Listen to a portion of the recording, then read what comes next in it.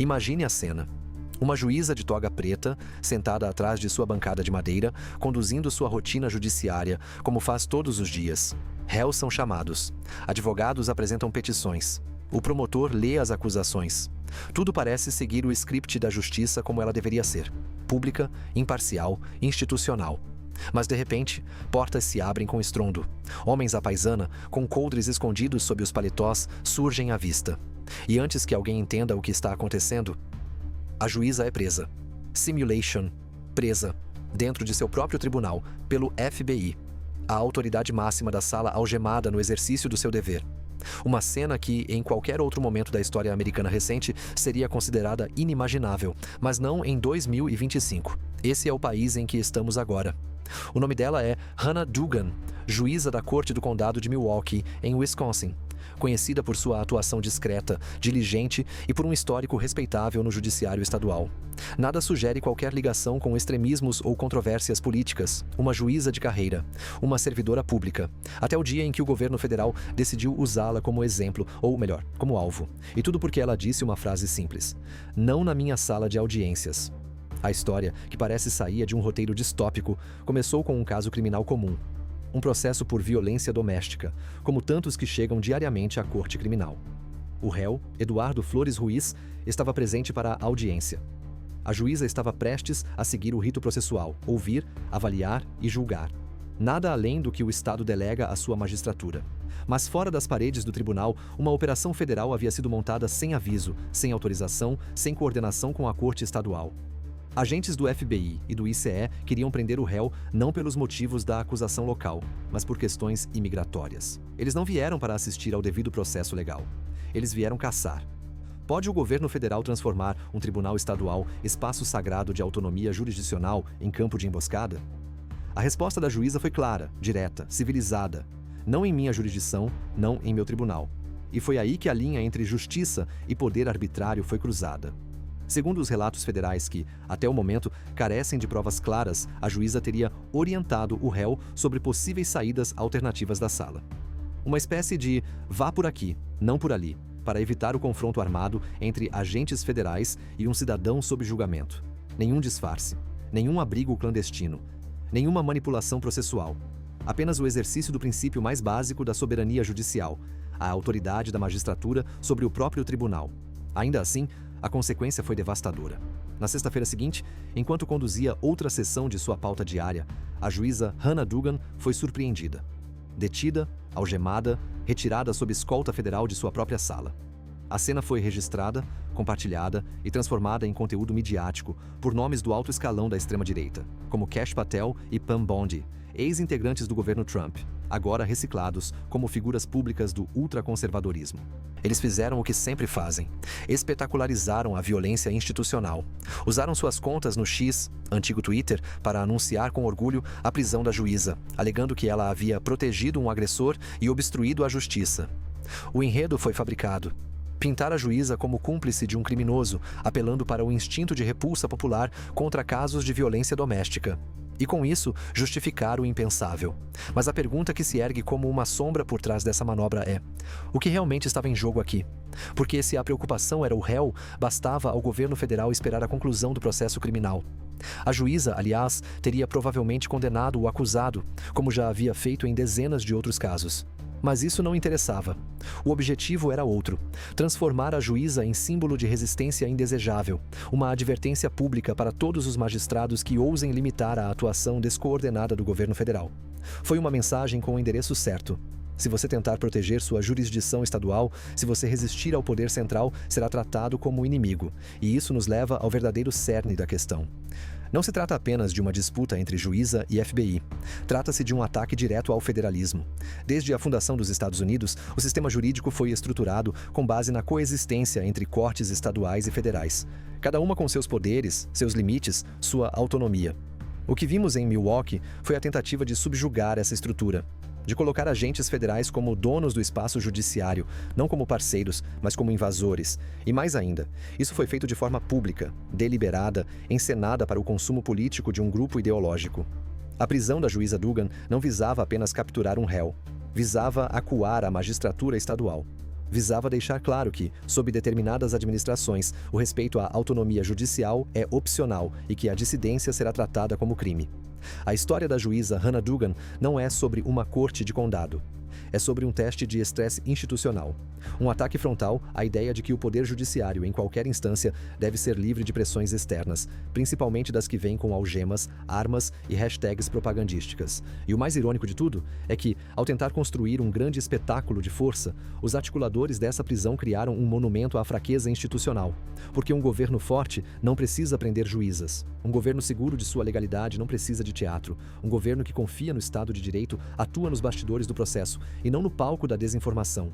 A imagem de uma juíza algemada por defender os limites da sua autoridade não é apenas um escândalo. É um símbolo do que estamos prestes a perder se nada for feito.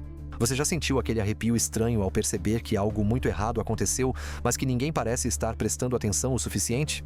Porque o que começou com a prisão surreal de uma juíza dentro de sua própria sala de audiências, uma cena digna de regimes autoritários, não da democracia americana, é só a superfície de algo muito mais perigoso. Do lado de fora da corte nesse dia, algo incomum já estava em movimento. 6 homens, à paisana, armados, federais, não vieram para testemunhar, nem para cooperar com a juíza responsável. Vieram para prender. E para fazer isso sem permissão. Era uma operação secreta do FBI em conjunto com o ICE, com o objetivo de realizar uma prisão imigratória dentro de uma sala de tribunal estadual. Sem coordenação com a corte, sem notificar a juíza, sem qualquer consideração pela soberania da justiça estadual. Em outras palavras, uma invasão. Imagine que você está prestes a entrar num tribunal para responder por um erro ou para resolver um problema legal, qualquer pode ser uma infração de trânsito, uma disputa civil, um processo trabalhista, um pedido de guarda de filho. E lá dentro, em vez de um ambiente controlado, institucional e justo, você descobre que agentes federais estão escondidos atrás da porta, esperando para te levar preso, por algo que nada tem a ver com o motivo da sua presença ali. Você confiaria na justiça depois disso? Porque foi isso que aconteceu com Eduardo. E mais, foi isso que foi permitido, endossado e depois comemorado publicamente pelos chefes do FBI e da antiga administração Trump. E quando a juíza Hannah Duggan, única autoridade legítima dentro daquela sala, percebeu o que estava acontecendo, ela disse não. Ela não tentou esconder ninguém. Não sabotou nenhuma ordem judicial. Ela fez o que qualquer magistrado íntegro deveria fazer: defender a independência de sua jurisdição. Ela afirmou que sua sala de audiência não seria usada como campo de captura clandestina.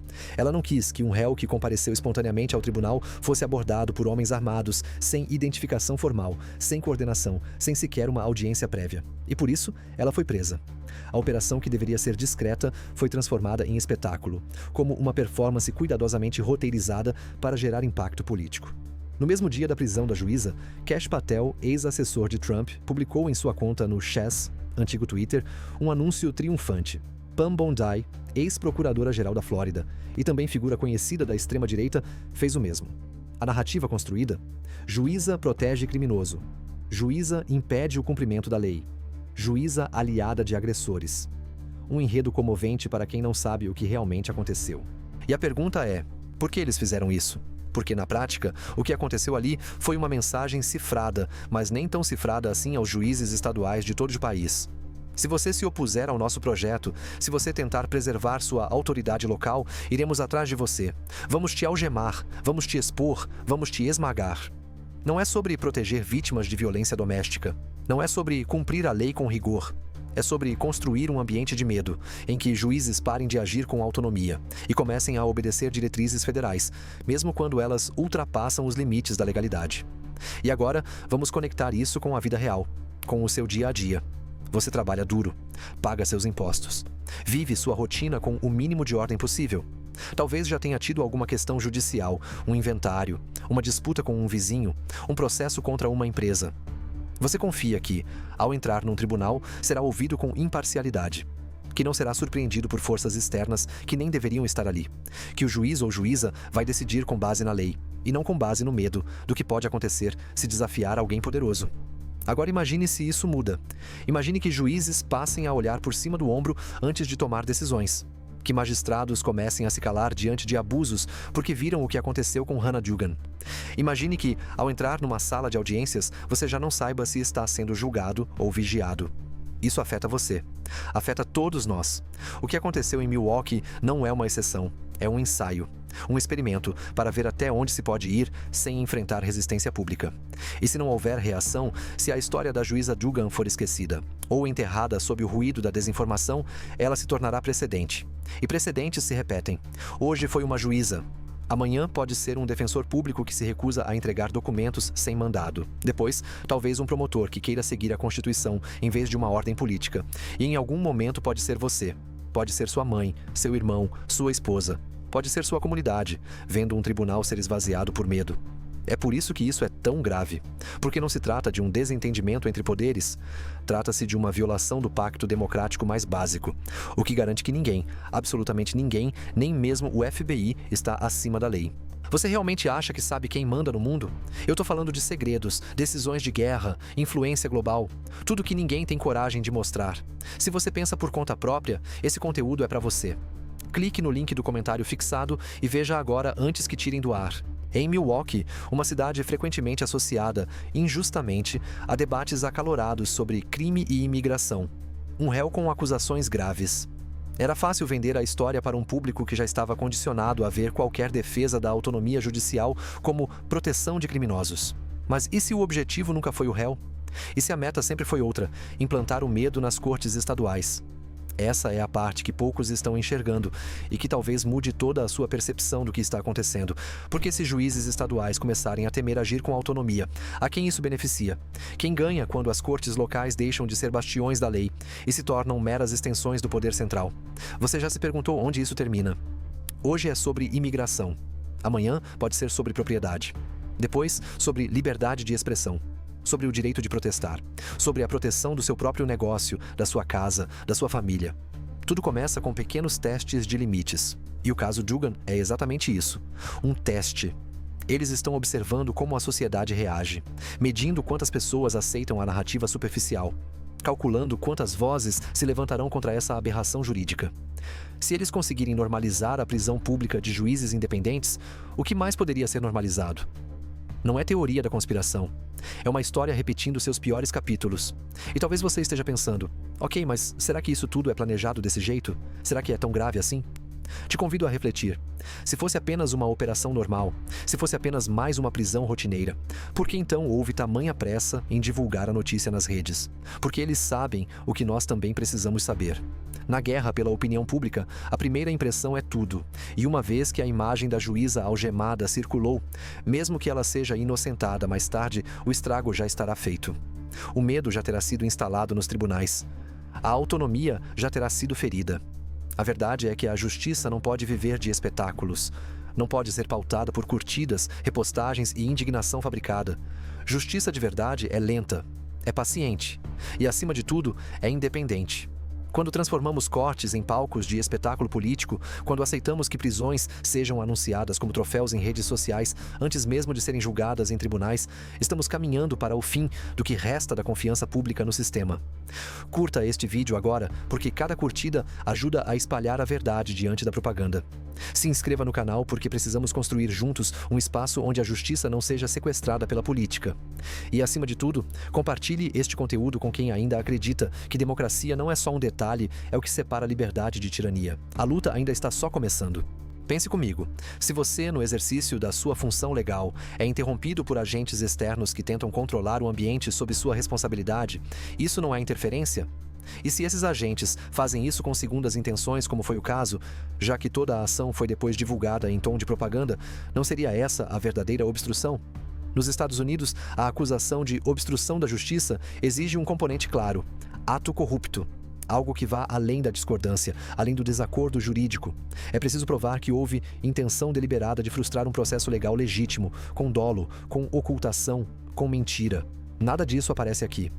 O que temos é uma juíza que apenas exerceu seu dever constitucional de proteger os limites da jurisdição estadual. E agora vem a parte que quase ninguém comenta. Essa não é a primeira vez que tentam empurrar essa narrativa. Em 2019, sob a mesma administração Trump, houve um caso semelhante. Uma juíza estadual em Massachusetts, Shelley Joseph, foi acusada de obstrução porque supostamente permitiu que um imigrante saísse por uma porta lateral do tribunal para evitar ser detido por agentes federais. O caso ganhou manchetes. Virou símbolo de juízes ativistas. E sabe o que aconteceu? A acusação foi retirada pelo Departamento de Justiça do governo Biden. Por quê?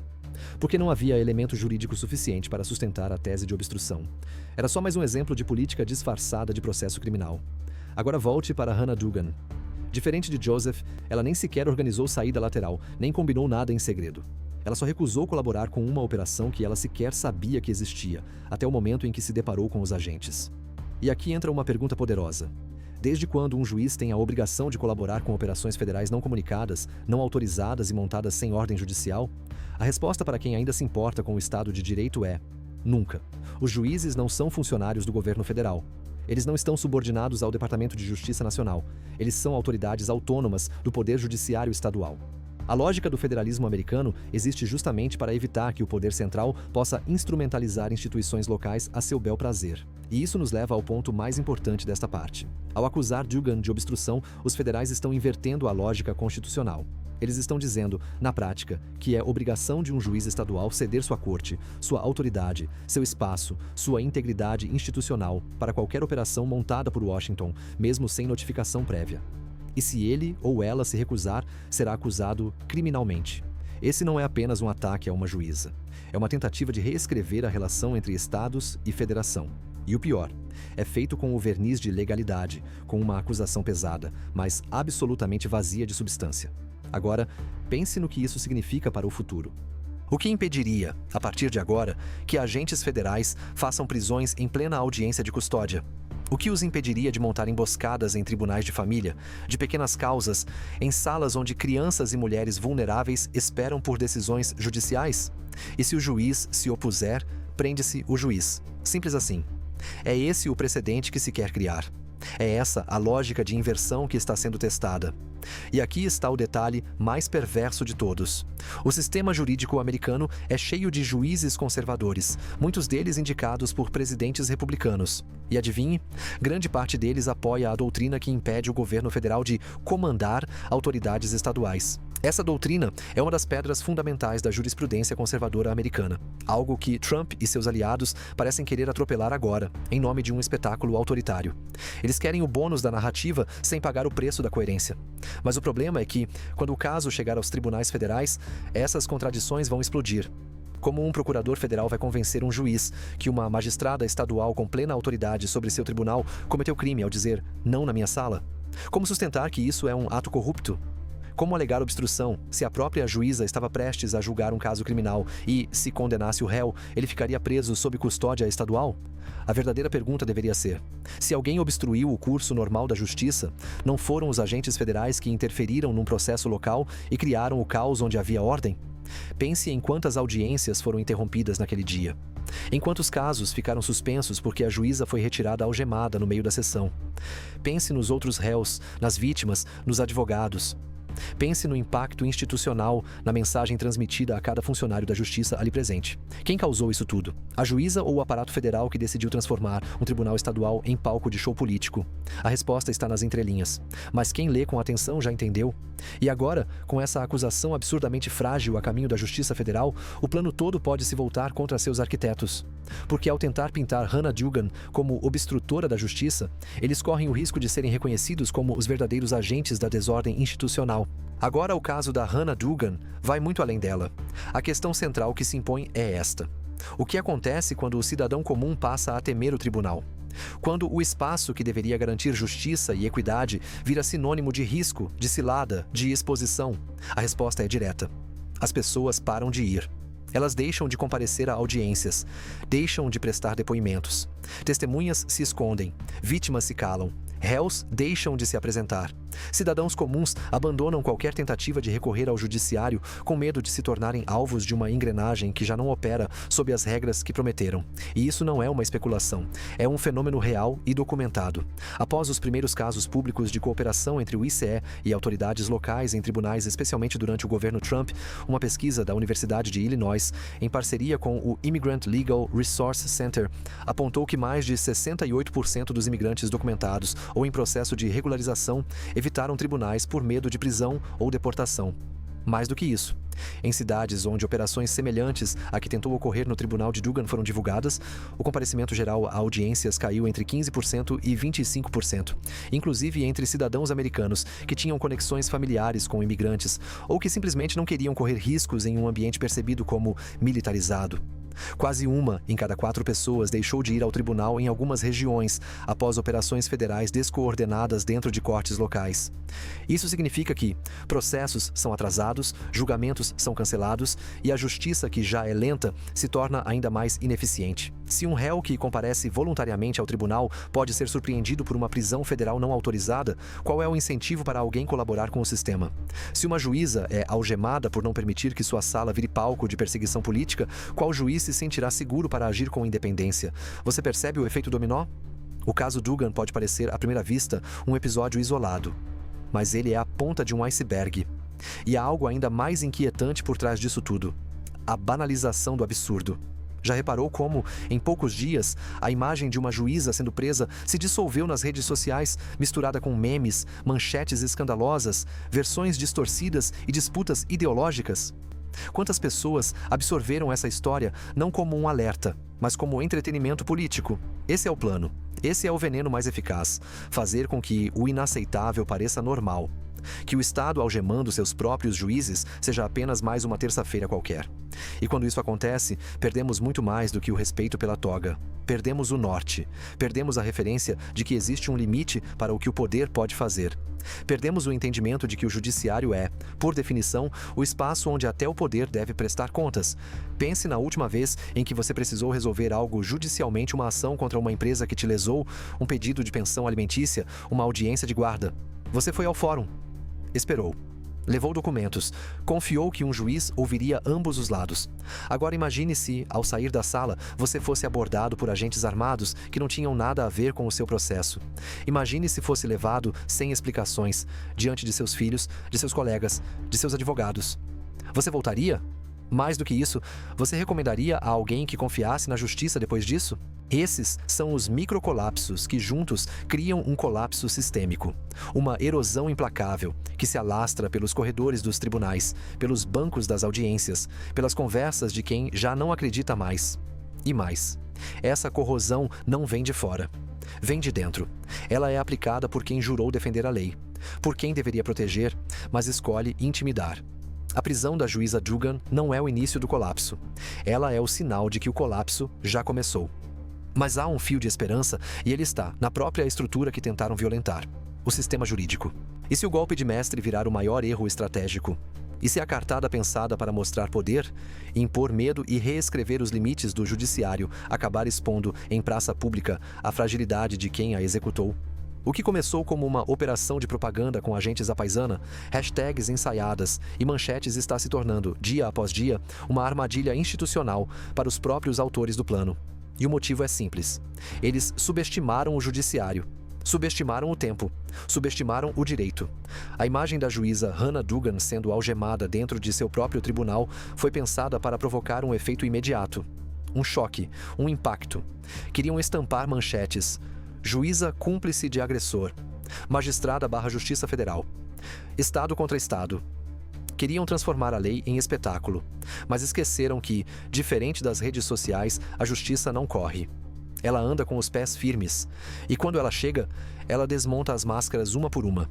Agora, o caso está nas mãos de um juiz federal, um colega de toga, um magistrado com carreira, com experiência, com noção do que significa estar no comando de uma sala de audiências, sob os olhos do público, sob o peso da Constituição.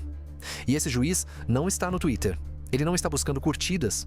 Ele está diante de uma tarefa solene: julgar a legalidade do que foi feito com Hannah Duggan. E, por tabela, avaliar a legitimidade do comportamento do próprio FBI. Agora imagine a cena.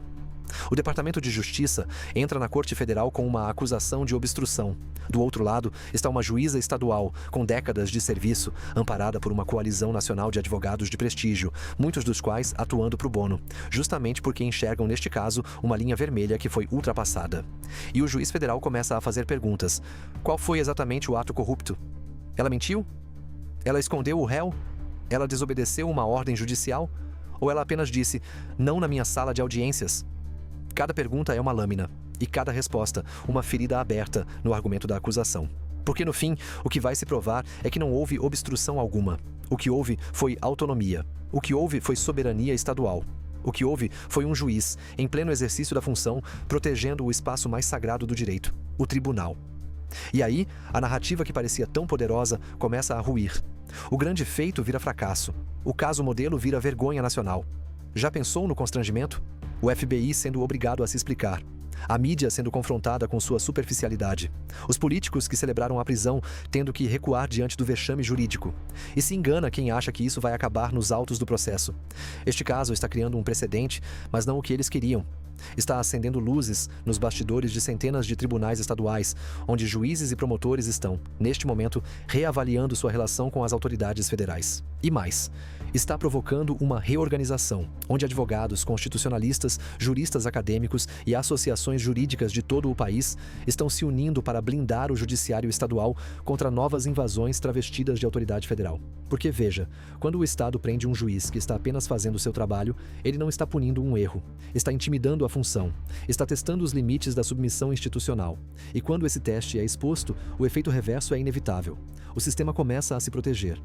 Foi exatamente isso que aconteceu no caso Prince vs United States, em 1997. Na época, o governo federal tentou obrigar autoridades estaduais a aplicar provisoriamente uma lei federal sobre controle de armas. A Suprema Corte respondeu com um recado claro: o governo federal não pode comandar diretamente as autoridades dos estados. Ponto final. Essa jurisprudência é pedra fundamental do federalismo americano. E adivinhe quem vive citando esse precedente há décadas? Juízes nomeados por republicanos. Ou seja, ao tentar usar Hannah Duggan como exemplo de juíza rebelde, a administração atual pode acabar enfrentando uma tempestade jurídica onde os próprios juízes que ela ajudou a colocar no sistema vão ser os primeiros a repelir esse tipo de interferência.